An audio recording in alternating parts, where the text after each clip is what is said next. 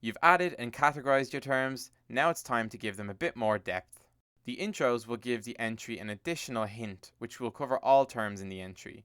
The definitions will help this even more. Click the Definition button and then Plus Definition. From here, you can add a definition, as well as its source and the domain to which it applies if you're entering multiple definitions for your entry. The sources and domains for the definitions can be added in the same way as the sources and domains for the terms themselves. Check the cards above or the links below to see that.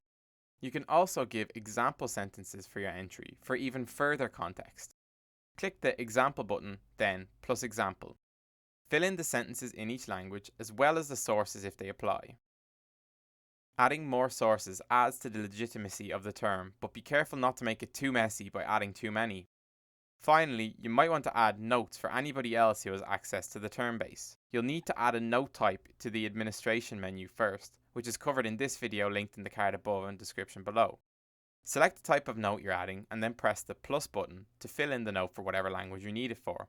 Once all that is done, make sure you click save. Then you can add as many entries as you like to your term base, knowing exactly what you need to do. There are some additional features that are discussed in the advanced Terminolog guides, but for the most part, you are now ready to use Terminolog to the fullest extent.